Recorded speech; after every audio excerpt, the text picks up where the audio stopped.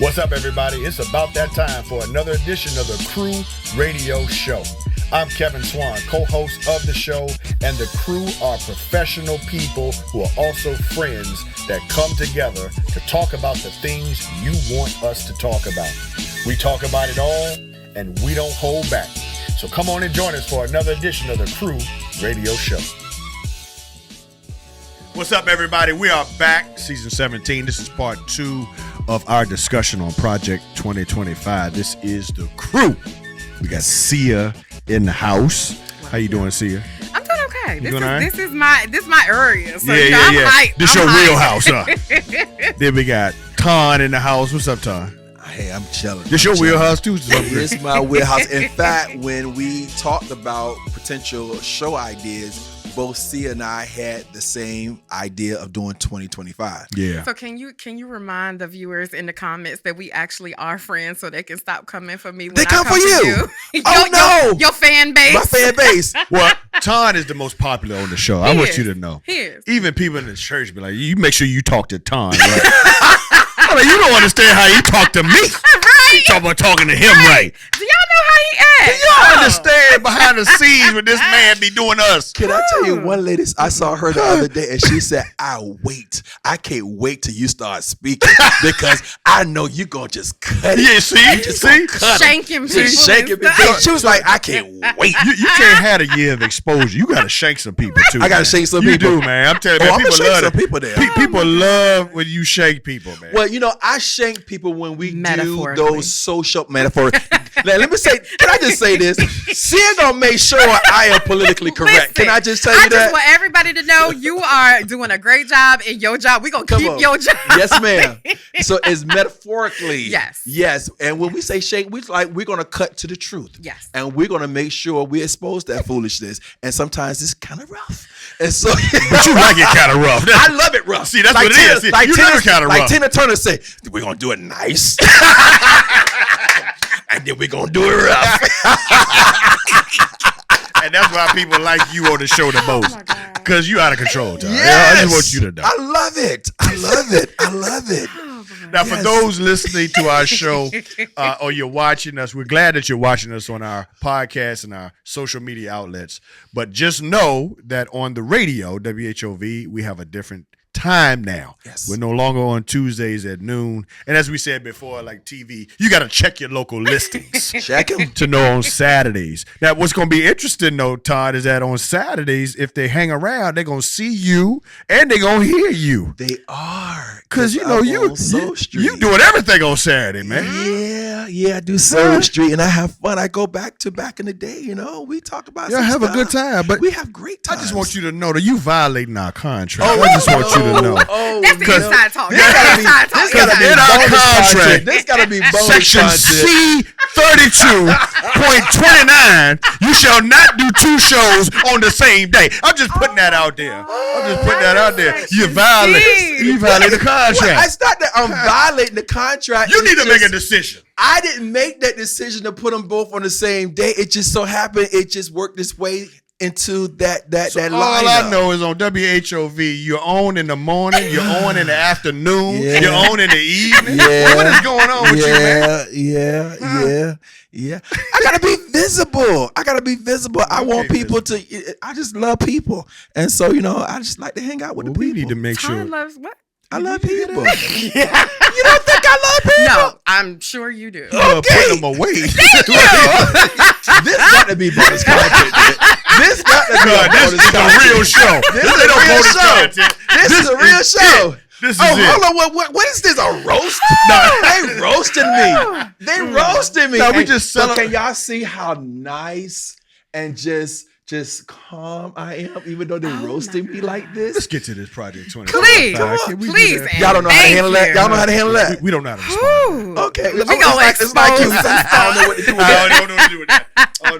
So can somebody give us a summary of Project 2025? What it is for those who didn't check out the last show.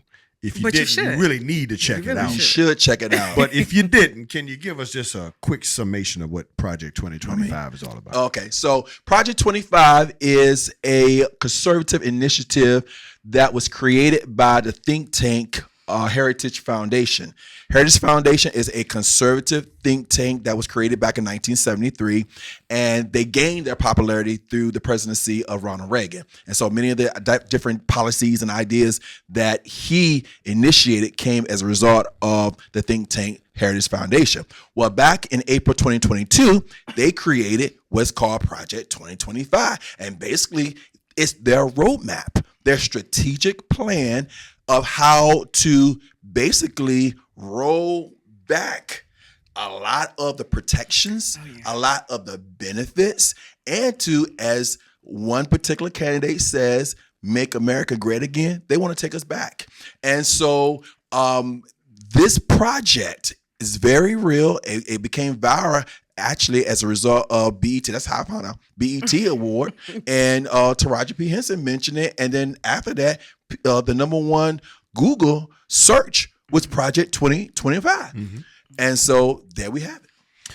Yeah, and a lot of people have been asking about it. There's been a lot of information and misinformation. Yes, it has. Out there, like anything else today's time. So we decided to devote 2 shows to talk about this very issue so that when we know election season is coming, you all need to be better informed in making your decisions. So last show, we talked about women's rights. We did, and bodily autonomy. Which was included in Project 2025. Yes. Can you give us a quick summary of that? Yeah, and just remembering that Project 2025 is that think tank document, but it is connected to the Republican campaign because the entire former president's squad had a part in it, including some of Virginia governor's friends who may have written the section on education.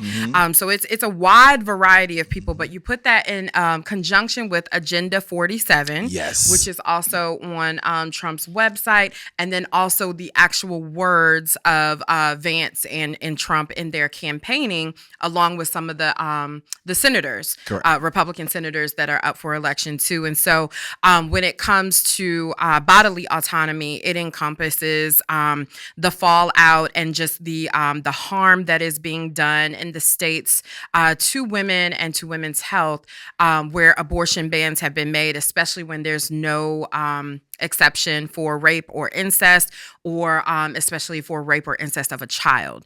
And so there are young women, young girls that are having to carry babies to term because of those abortion bans. There's also the right to contraception and access to contraception that is under fire within those documents and within actual things that are happening within Virginia and within the federal government. And then you also look at things like relationships. Basically, whether you're married, whether you have children, whether you're single, don't have children, no matter who you love, there is something that this Project 2025 is coming after your life and your autonomy. And so when the Dobbs decision came out, that basically overturned the Roe v. Wade decision, which was really about privacy. It was. It impacted the state's ability to put in those abortion bans, to not protect access to IVF, ways that people can have families with scientific help or contraception. And so that's what we, talked about. And then because, people who say that they are pro-life, we also talked about the impact on families. Because once the babies are born, what are we doing or not doing? And if we're not clothing, feeding, housing, or protecting our children and schooling, public, free access to public education. And if we're over policing and if we're allowing gun violence to be prevalent, all of these things, then that's not the rest of the life. Correct. So all of and that. so listen, this is a 900+ page document. Right. It's a lot of information, and they put it out there on their website for you to review. We're not going to go through every single page of this.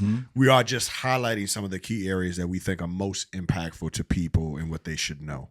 So what areas do we want to talk about today?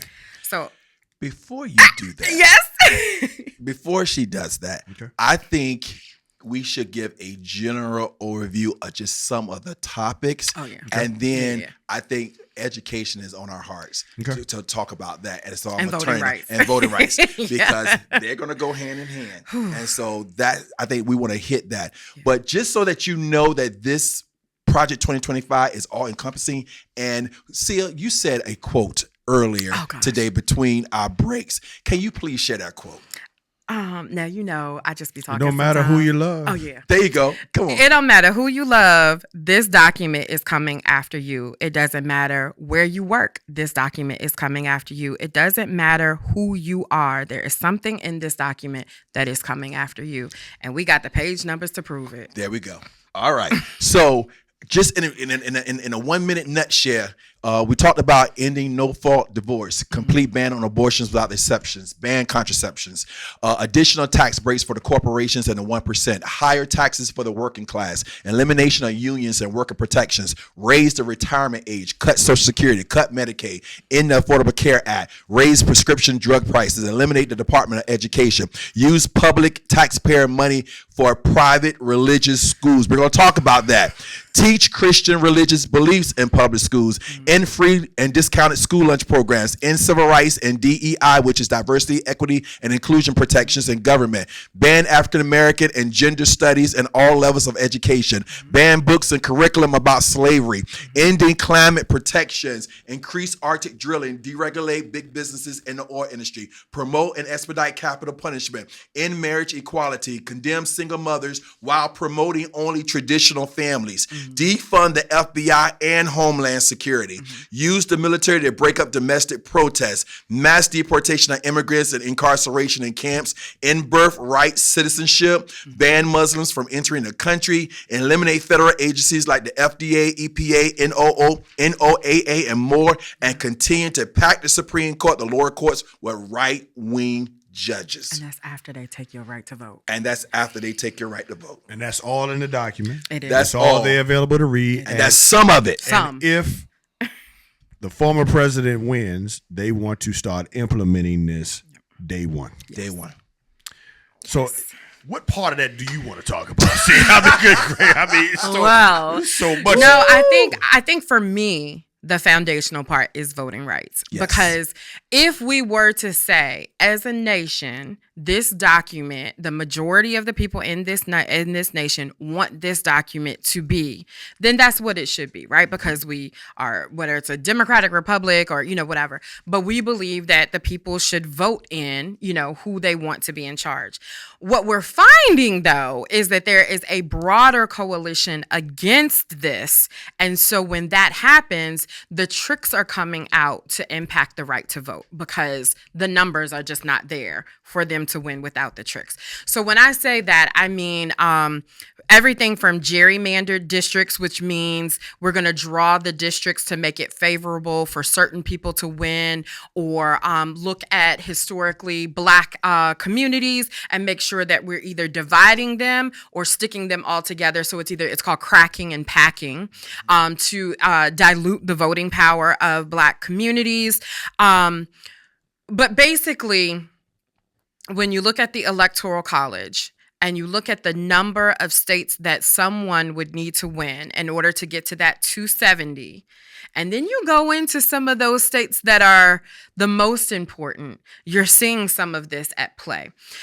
So when you think about Virginia, and we have 45 days of early voting where you don't have to have an excuse to vote early.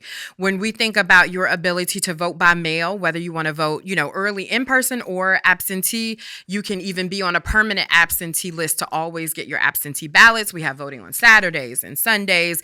We have a holiday for Election Day. You can pre-register if you're 16 to 17, so you're already registered when you're 18. All of these things that took us from the 48th state in ease of voting to now the 11th state in ease of voting. All of that. And then you look, and every single thing that we've done to make it easier to vote is actually on the list in order to undo it to make it harder to vote. So when you are thinking about your ability to show up and have your voice be heard, that is like actually on Election Day. That's part of it. But then after you voted, there are people that are in positions that are supposed to do their jobs to certify election results. And then, so you have local people that will certify the local election results. Then you have state level people that will certify election results, and then it goes off to the national. And so what we saw for January 6th, when they were literally, I did not mean to laugh, but I just get so nervous. when they were literally thinking about hanging Vice President Pence because he would not go along with their plan to overturn the election results. Or when you think about former President Trump calling election officials in Georgia trying to find 11,780 votes, these are the tricks that we're talking about. Which he's now charged for. He is now charged for it. But it don't matter though. It don't matter because if you're immune, you can run for president. I mean, but also if you're immune and you were doing it within your official capacity. Well, I think that's gonna be a question if it's federal crimes or is it state crimes. Exactly. So I think that's gonna come back. I really do hope that the Georgia case moves forward. It's unfortunate that there's been some distractions within that case, but I really do think of all the ones that could move forward, that is the one. That's the strongest. He is on the audio tape. Yes. Asking for someone to do illegal activity to go find votes, which literally equates to overturning the votes of the people in Georgia. Right. So if he goes to court, it's but here's my take on it, because trash people are going to do trash things. Right. But right now, when you look at Virginia, when you look at Wisconsin, I just came from a conference where everybody in the room, Republican, Democrat, Independent, Green Party, we all want democracy. We all want certification of election results. And so I was very happy to hear Republican secretaries of state, Republican election officials saying, we are going to certify our election results. The will of the people is going to be done. Whether they are the Republicans that are for Vice President Harris or Trump, that was not the conversation. Our conversation was, this is the voting system. Everybody that has a job within the voting system needs to do their job, whether the results were going to be that what you wanted or that what you didn't want. Now, in Virginia, we don't have a Secretary of State. We have a Department of Elections that comes up under the governor. There's a lot we can talk about with that. But I will say that those of us that are really anxious about making sure that our elections are free and fair are doing everything that we can here in Virginia.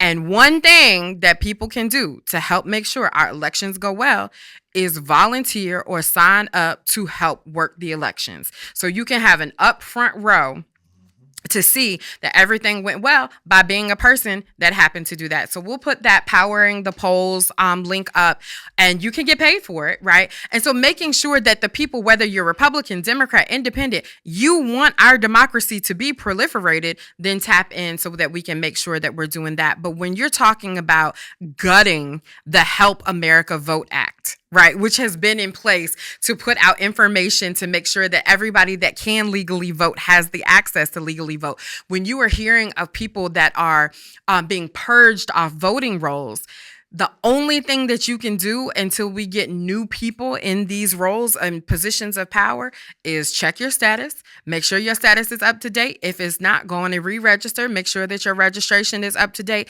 and use your vote.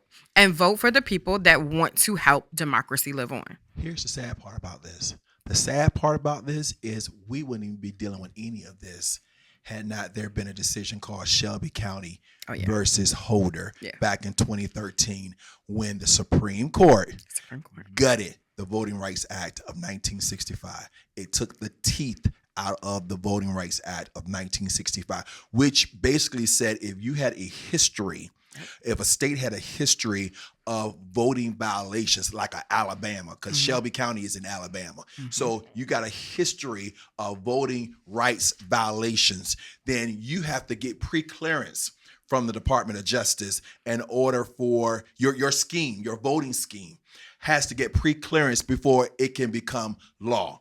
And if you don't get pre-clearance, then it's void.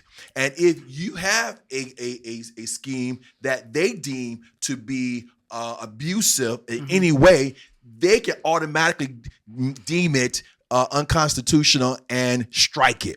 But the Shelby County v. Holder decision eliminated that pre-clearance. So and if we go back, right, 1965 Voting Rights Act is what put it in place. Yes. And an argument can be made that our American democracy was not actually born until the signing of that 1965 Voting Rights Act, because that is when everybody became included. Not the 19th Amendment when women were, but when black, white, brown, women, men were all included was 1965. So when we're talking about 400 and something years of history, no, 1965 Voting Rights Act being signed that put those pre-clearance, initiatives into place to protect the right to vote on the federal level, because the states were doing all the Jim Crow tricks of literacy tests and poll tests and count the number of cotton balls and all of that.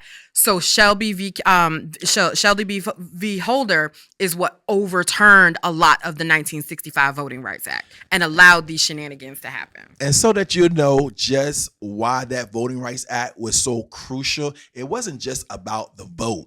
It was what having the ability to vote did. Yep. Because what was going on, if you go back in 1965, there was a lot of lynchings. Yep. There was a lot of murders. There were a lot of lynchings. Remember, the civil rights protests were going on. And so there were a lot of crimes, particularly in Alabama, Mississippi, and your southern states. Yep. And the people who were committing these crimes weren't held accountable, because if for some slim chance they did get arrested, they faced an all-white jury, because black people couldn't get on the voter registration roll because they were disqualified from being able to vote. So if you couldn't vote, you couldn't sit on a jury. If you couldn't sit on a jury, you couldn't hold somebody accountable. And then the police, who many of them were Klans members, would not protect them. And the reason why the sheriff didn't care about you getting lynched is because you couldn't vote them out. Right.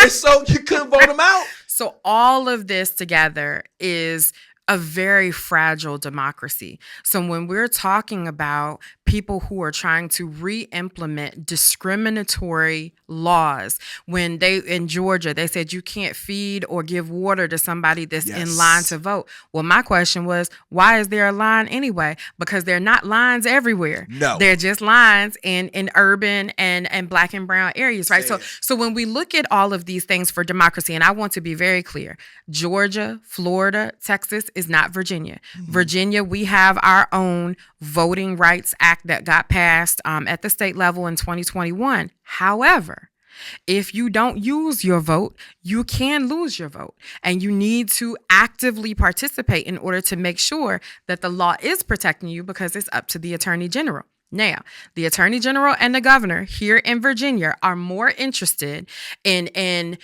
fear-mongering against the idea that undocumented people are voting, and they're wiping rolls because they're getting rid of undocumented people.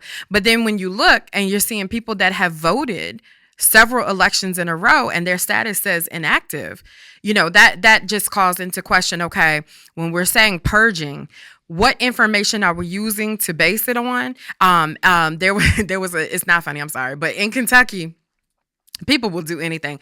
In Kentucky, there were people that were using not a citizen in order to get out of jury duty because they didn't want to do jury duty. That was coming back in. They were using that to purge people off the voting list because it said not a citizen, but they were a citizen. They were just lying and they didn't want to do their jury duty.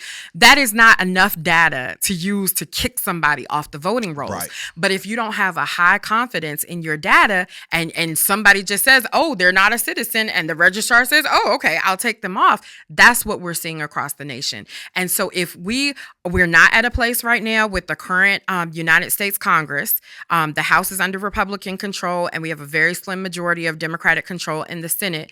We are not able to pass the John Lewis Voting Rights Act. Correct. But a lot of that is what is in there to get some of those federal protections back. So in that sense, right, in Virginia, we have free and fair elections, but you got to be an active participant in order to make sure it stays that way. Mm-hmm. And then this is what's at stake within Project 2025, what the Republican candidates have themselves done and said, and Agenda 47. So with that, and we know that last election, there was a lot of underhanded stuff. Yeah. Mm-hmm. And then the insurrection, all the stuff that comes out of it. Yep. Insurrection, that's it. That is the word. I'm asking both of you. Insurrection. How confident are you this time around in the election process that it's going to go as it should? Or do you anticipate that there's still going to be some attempts at some shady stuff? So I am more confident today than I was about a month or so ago because of the number of Republicans and independents that are within important positions that are coming out and saying, I believe in democracy, like country over party. And that has been very endearing for me. But don't forget, the courts are also part of the elections process. Correct. So if one of these local folks decides they're not going to do a certification, they can get sued. So there are, the system itself has lots of different, twists and turns that can be taken. I am also confident that people are going to try it. I'm 100% confident that people are going to try tricks. They always try. They always try. I am 100% confident in listening to other people's words. Trump, Vance, the other guy that wrote some of the Project 2025 talking about this will be a peaceful transition of power if the left allows it to be. Those threats and sorts of things. I know that there are people ready that will show up for another January 6th. I know that that's the case, but I also know that there are still a lot of people within today's bureaucracy that are the same people that prevented Trump from doing some things in the past. They're still there. They're still holding the line. We have our military. We have a lot of people. And so it's not 100% confidence. I'm not cocky, but I am confident enough to say, go vote, because your vote's going to count. I'm confident. I'm confident, and the reason I'm confident is because I think he had a greater opportunity to dissuade Pete from doing the right thing when he was in power, and he was not able to do that. People still toed the line and did the right thing overall. And so now that he's not in power, I think that, and people see the real threat. Damn it. There is such a microscope now on him and on those who claim to be a part of his coalition. So people are watching what they're doing. They're watching and they're waiting for him to try anything because they're ready to call him out. And they're not afraid to call him out. There are too many Republicans now who are not afraid to call him out because they're afraid that if we go down this road, it will be a dictatorship and we will lose democracy. And once you lose it, it's gone. So, but you still have a lot of people, because right now it's not necessarily a landslide, the results. Right. No. So play the other side. What then for the person who still is in his camp, what benefit is there? You see this Project 2025. I that's the part for me. Like, I'm trying to think. You're trying to rationalize or understand why someone would still be in his camp? That's what you're trying to figure out? Correct. Okay, so Trump plays to a certain base, and a lot of that base, unfortunately, let's take the white Christian nationalism out for a second. Okay. About 100 plus hate groups that have been identified by the Poverty Law Center have signed on as partners to Project 2025 since its inception.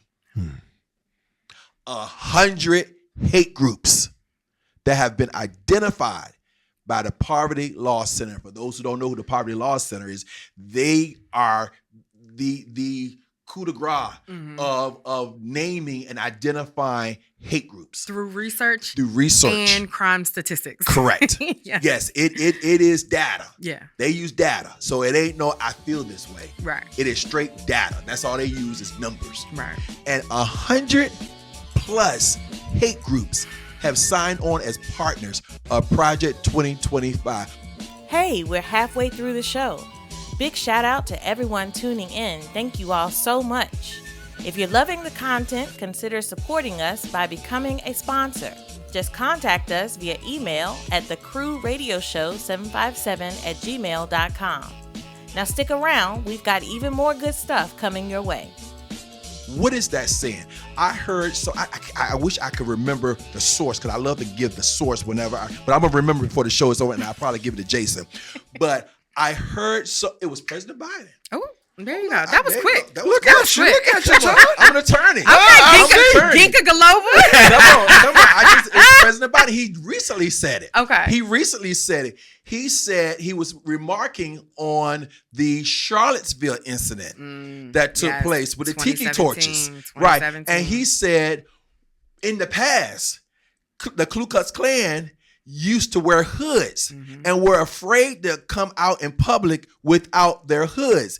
He said, unfortunately, under the presidency of Donald Trump, he has attracted a new level or a new camaraderie or generation of Ku Klux Klan members who are no longer afraid to wear or to come out in public without their hood. They have come out of the woods. His direct quote is, they have come out the woods into the streets without their hoods, and they are not afraid. Yeah. And I think, too, one of the other things that on the other side of TikTok, there was a post about why Tim Walz feels so good for some younger white women. And I was very baffled. I love him, right? But I was very baffled. And so I watched it and I did some digging. And it is because they said he feels like the dad that they lost to Fox News. Wow. And then you think about these young women who want relationships with their fathers, whose father is in their life, but they're grieving his presence because he has been radicalized by the proven lies that have been on that station. And so then you think about, okay, well, what lies? The fear mongering. So you have, these folks thinking that they lost their job, not because of corporate greed or because of automation or because of, But because of black and brown. But because of black and brown people, right? That's the whole black jobs thing. And they're trying to pit black and brown people against each other for scraps, thinking that that's what we should be. But then there's the fear mongering of the lies of undocumented people voting. You can get a felony and deported if you are to vote as an undocumented person. Correct. They are not. It's not happening. No. The guy at the I'm forgetting, it was one of the nonpartisan voting election centers said it was less than 0.1% of voter fraud in our nation. And even less of that was any undocumented person trying to. Now, could they have accidentally been registered because of our automation system with the DMV or something? Because you can get driver privileges cards. But most of them will come in and self-report. Hey, I got this voter card. I shouldn't have it. Y'all need to fix that, because they're actually scared of what could happen. Correct. So they're telling these lies. The idea that folks are coming in droves across the border and bringing fentanyl and bringing crime. When you look at the statistics, the people that are being caught with fentanyl are U.S. citizens that are bringing it over the borders. When you look at the statistics of crime, if you are an undocumented resident, you are less likely to commit a crime and more likely to be a victim of crime. So when you look at the fear mongering and you look at people who are unhappy with their lives and don't like seeing black and brown people making it or, whatever, playing into this fear, radicalize their dads. And so now you can look and see an old white guy who wants kids to eat, who's giving out tampons to poor kids, who was, helping out at the clubs, at the school, who, all of these things. And they now feel like they have that father figure back in their lives. And that to me was very telling about who is following after Trump and how they get there. Okay. So we got to keep moving because this is part 2 and time flew the last show. Right. So we Well, talked. it's It's gonna fly again. It's just if we're gonna give it justice, We got to talk about it. It's just gonna be what it is. So we had women's issues. Yes. And we had families. Yes. And now we talked about voting. Yes. What's another big issue with Project 2025? Department of Education. Yes. Okay. He wants to get rid of the Department of Education. The whole department. The whole department. So what I did not know, because I had to do a little research. Okay. And I didn't know the Department of Education is actually relatively new. It was created back in 1980, May of 1980. And the funny thing is, President Reagan He did. Wow. was the one that did that. And so it's funny that Trump wants to, or I should say Project 2025 whole group behind wants to get rid Right. of the Department of Education. But I tell you why. Because in my research, Dangerous. Expose A it, black man Todd. can read. and a black man that can read. In my research, I discovered that the Department of Education is decentralized. So part of the plan and the strategy of Project 2025 is to give the executive all the powers and autonomy of the executive branch.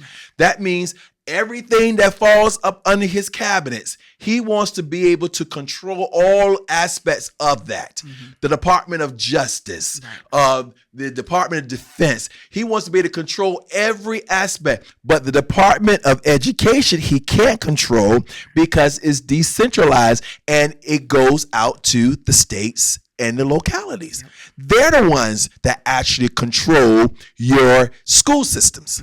And because he can't control it, he wants to get rid of it. If I can't control it, I'll gut it. But here's what you have to think through, right? So trying to, for the average person, trying to wrap their head around the amount of power that this plan is trying to grab, it might seem unreasonable or like we're being hyperbolic or whatever, right? But when you think about the everyday impact and you think about a child with autism, or you think about a child with a physical disability, a child with ADHD, the IEP process, right? Or the process that determines that child will have access to a quality, free public education. The implementation and enforcement of that is through the Department of Education. So if you can't really hear us when we're talking about what he's trying to do up here, okay, let's talk about it. How many of our Black and brown children with disabilities are already getting left behind, right? And it's because our schools are underfunded. And so there are a lot of people that are trying to fight. In Virginia, we have historic funding within education, right? So imagine states' rights now coming back into play, and you got Louisiana and Mississippi, you got just flat out racist legislatures who are now your children, your cousins, your children are at the behest of racist state legislatures that have no federal government to come in and say, no, Bull Connor, you can't do this no more, right? This is what you have to do. And if you don't do this, you could lose other funding or whatever. That ability to implement and make sure that states are doing the right thing by our children, that's the Department of Education.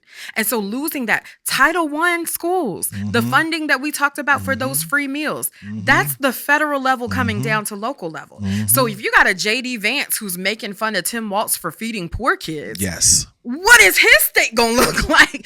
So when we're talking about the education is the great equalizer within the civil rights conversation, right? Like we all have learned that education can take you anywhere. Anywhere. It My can take grandma you would say, out the "Get that hood. sheepskin." Can take you back to save the hood. Like Yes. all of that. Yes. And then you think, okay, on top of that, we're going to take out, like you said, we're going to take out Black history. We're going to take out gender studies. So we're going to tell you lies about our history. Yes. We're going to tell you lies about the dictator that Say we it. have. We're going to tell you lies about this. And we're going to undercut every single tool that the government can give you for you to use to get a better life. Correct. We're going to slash that. Correct. That's what that means. We're going to give the funding that was slated To who? to the private schools. Yep. So the funding that was slated for public schools, we're going to give you vouchers Yep. so that you can go to private schools. And that's already taking place right now in a lot of the red states. They're slashing funding from public school budgets to give vouchers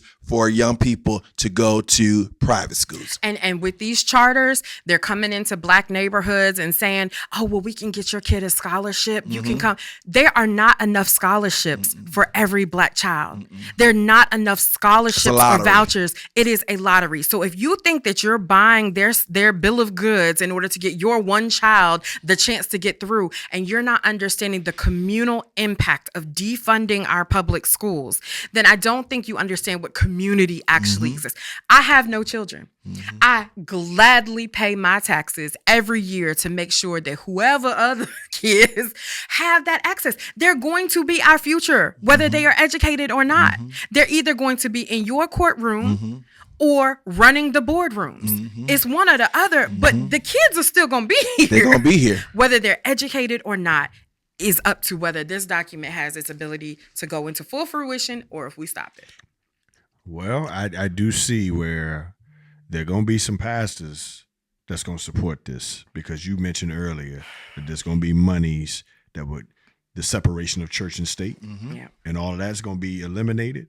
And then now they're going to look at that and see, okay, I can get money from the government to run my school and to do this and that. And, Oh, sure they are, because they're looking at the bottom line. of course they And are. so they're not looking at the communal impact Right. that's going to take place. What they're also not looking at is the fact that you are now going to have kids who are the best and the brightest are going to go probably to these charter schools and going to go to these private schools, and the ones that are going to be left behind are the ones who are typically always left behind. Right. And so one of the things about community and village is those who are doing well can help those who are not doing as well to come up together. Yep. So not only through resources, but also through inspiration. Yep. Because if you can do it, I can do it. Right. Yep. You know, I can't be something I can't see. Right. And so, but if I can see it, then I can say, oh, wow, if they did it, I can do it. But if you remove them, it's like when black people started doing well and they left the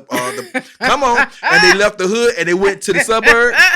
It's like And that. then taxpayer money went right with it. That taxpayer money went right with it. And so what ended up happening, you had the slums. Yep.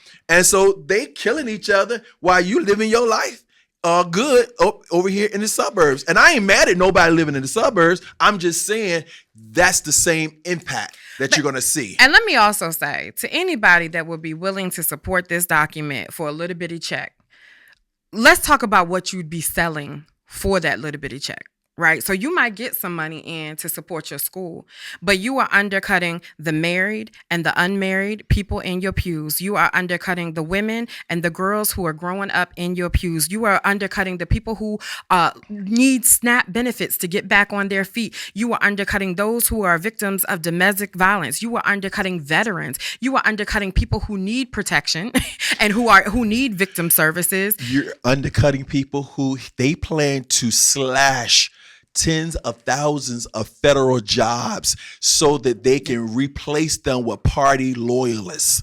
So they want to make them political appointees. So they're going to reclassify federal jobs to make them not just a regular employee with grievance rights, but now you're going to be a political appointee. So so you understand what that looks like. I'm the Commonwealth Attorney. Mm-hmm. Everyone who works for me works at the pleasure of the Commonwealth Attorney because I'm a constitutional officer. And so they are all political appointees. He wants to do that with the federal government. Social Security, Veterans Administration, all of that. So if you take medication, if you are in the LGBTQIA plus community, if you are a healthcare worker, if you like clean air and water, Yeah, climate. All of this. Climate is climate, a big one. It's a big one. He tried to sell the ability to do whatever they wanted to the oil companies for campaign contributions. Well, so he was selling the Bible too. So you know, and $300 sneakers And too. But listen, they weren't sneakers. even cute. But this is what I'm saying to the pastors that might be thinking that they might be able to get a check. You might get a check for this much, but you are selling all of the people out in your pews for that little bitty check. But let's talk about the public schools. Okay.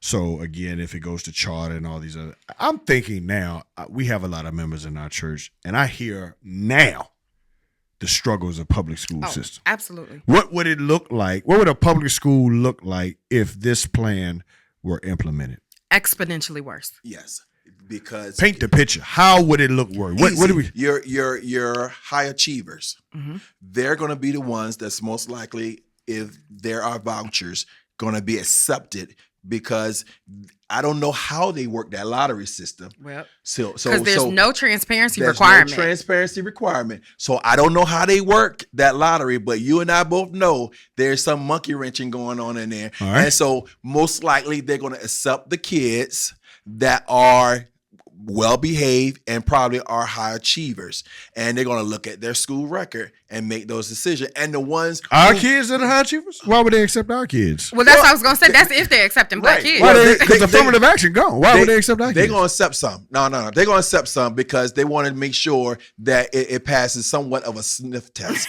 So they're going to accept some, and I That's don't want to call them a generous. token. I don't want to call it a token, but you know, That's it's generous. going to happen. Yeah. It's going to happen. It's going to be a couple of them that's going to squeeze on in there. Yeah. But what they're going to say, oh yeah, we got some little Johnny over there. But the problem is this.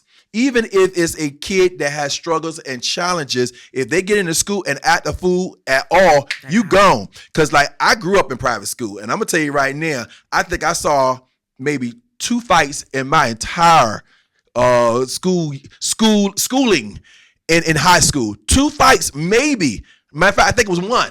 Yeah. Cause the other one was like funny, so it wasn't even a fight. It was just some pushing.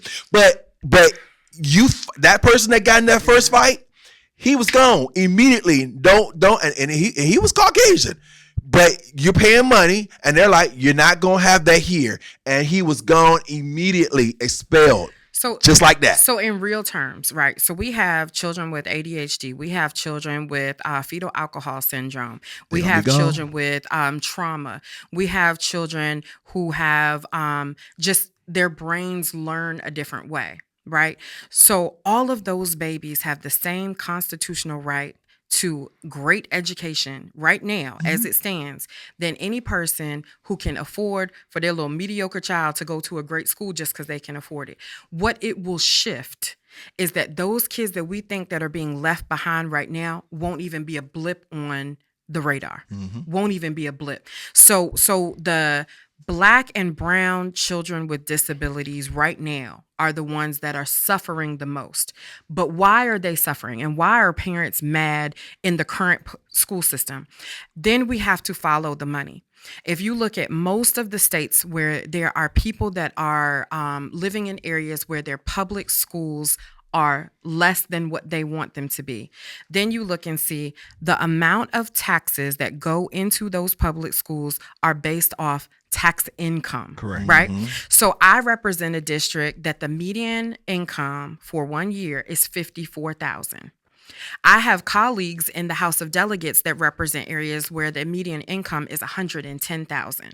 I walk into some of their schools and they look like colleges. Correct. All of the technology. So the reason that is because our schools are absolutely underfunded on an outdated tax model. It's not because the public school model itself is insufficient. So when you take a voucher or when you take a scholarship and you take that little money that we do have out, you're going to have crumbling schools worse than what we have now, ventilation worse than what we have now. You're also going to have a shortage, even worse, of teachers because they are going to be even more underpaid and even more overworked. The entire school population is going to be people that need wraparound services that will not be mandated to be there. So when we're talking about the worst of the worst situation, it's not because we're calling the kids the worst. We're talking about children who may be homeless, children who may know eviction, children who may not know where their next meal is coming if they're not in school. How do you teach that child?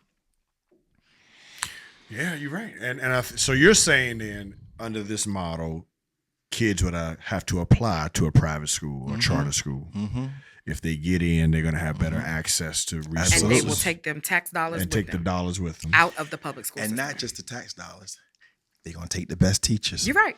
Absolutely. Because what's going to happen is Absolutely. if your program is expanding, Yep. you're going to need more teachers. Yep. You are. And we already have a teacher shortage. And we already got a teacher shortage, but where you think the teacher's going to go? Yep. They're going to go to this public school where all you left now are the challenging kids, or they're going to go over here to the promised land? Or are they gonna quit like they're doing now because they're overworked, right? yeah. So yes, I understand that our public schools need help and they need funding and they need a fair funding model, not to be defunded by Project 2025. And just to make things worse, then they said, we're going to also go after DEI. They did. Diversity, They did. equity, and inclusion. They did. So if you got any of those positions we're coming for you, and we're going to empower the Department of Justice to go after you and prosecute you for anti-white racism. And let's talk about let's clear this up real quick, because I've seen some black folks saying some stuff that just ain't true, right? So affirmative action wasn't put in place because black people can't excel. Correct. Okay. Affirmative action and DEI programs were put into place because those of us that were excelling were never given a chance because we didn't have the complexion for protection. That's correct. Right? So it is not lowering of standards. No, it's not. It is equaling of process. It's the level playing. Level playing field. That's it. So when they say, well, quotas and this and Kamala wouldn't even be vice president if it wasn't for DEI, but then you got Eric, Don, and Ivanka in there, DEI, working in the White House that don't have a qualification amongst the three of them. But you got legacy. You had legacy admissions. Right. And so you could be squat. But because your daddy stroked a check for $1 million or $2 million, because I know somebody who, he won't necessarily the brightest as an attorney, but he got into a school. I ain't gonna talk about him, but I could talk about him. But I'm talking about somebody I know personally. He won't squat, but he got into a prestigious law school simply because his daddy was an alumnus and his daddy is a millionaire, and so he knew the dean and he got him into that law school. But as an attorney, he sucked.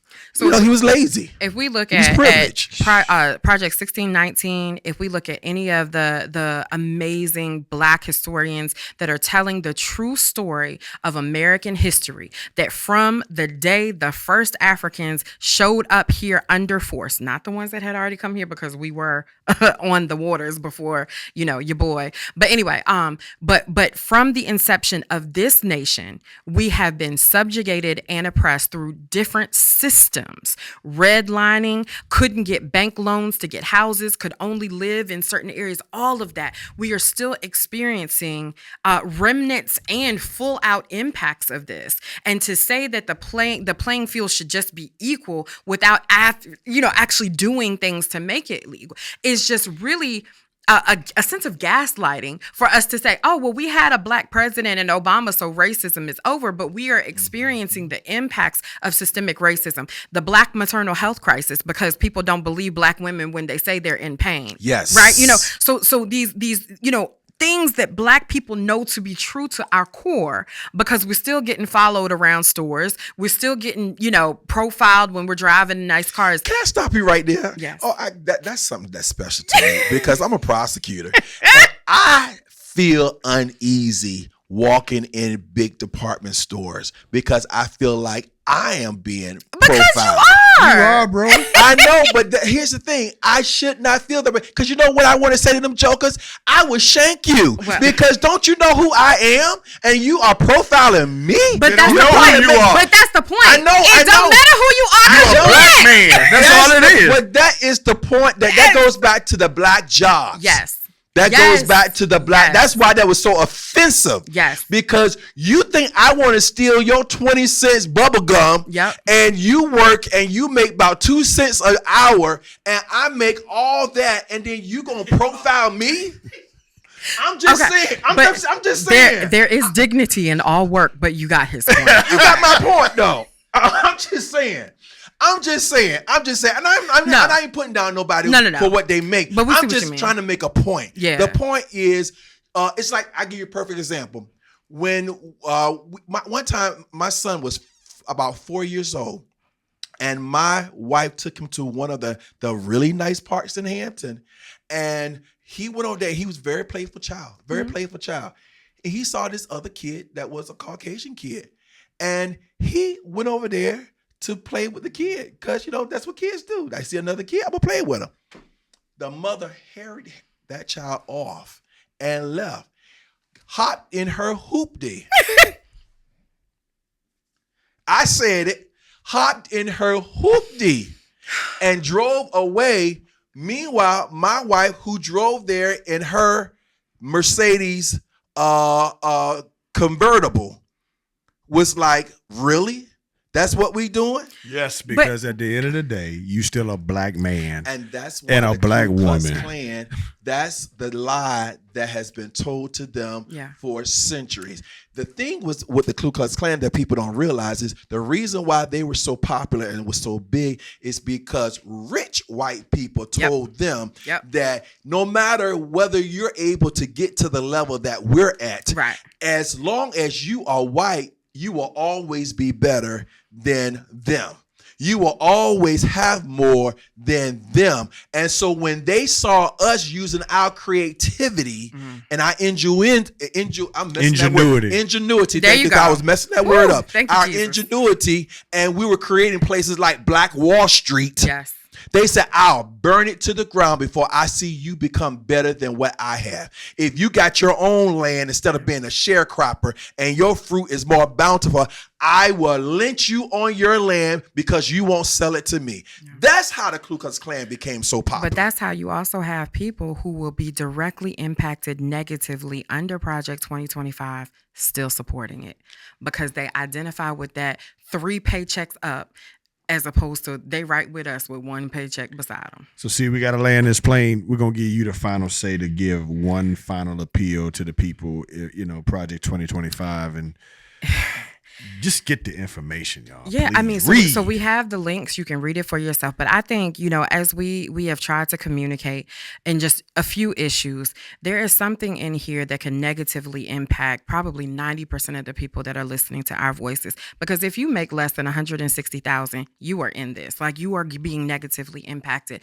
And so what I want people to understand is that we can have a broad coalition come together and just say, listen, I may not agree with you on everything, but I agree that this country needs a chance for us to save our democracy. And to save our democracy, we have to make sure that Project 2025 goes down flaming. And we have to use our voice and we have to use our vote. And I'm talking about whether you love Kamala Harris, whether you don't love Kamala Harris. I need you to show up and vote for the married woman that needs to get out of the domestic violence situation. Vote for the child that will never have a chance to get out the hood without the Department of Education. Vote for the person that needs snapping just to get that next meal because their family needs to fight another day. Vote for the least of these in our communities, and that's what Project 2025 is going after. And I would add, it's not a one-time vote. It's not. This is not just a November thing. No. This is going to have to go down consistently. Absolutely. Yes. Because they done put it out there. It's the playbook. They're going to try to find a way to get it done with or without Trump. Yes. Let's just be honest about that. It's not a one and done. It's not. So, Sia, thank you. Ton, thank you. Y'all have given us good information. Go to the website and get more information on Project 2025. We out of time. Hope you enjoyed the show today. Drop your comments. Let us know what you thought, and we certainly will read those and respond. Until next, and let us give a shout out to Jason, too, doing a great job, as always. Thank you, Jason. Appreciate you, Jay. Until next time, be blessed and be a blessing to someone else. Peace! Thanks so much for tuning in to this episode of the Crew Radio Show. If you liked what you heard, be sure to subscribe and leave a review. We're always looking for great sponsors to support the show. If your company would like to reach our highly engaged audience, please drop us a line at thecrewradioshow757@gmail.com. Until next time, thank you for kicking it with the crew.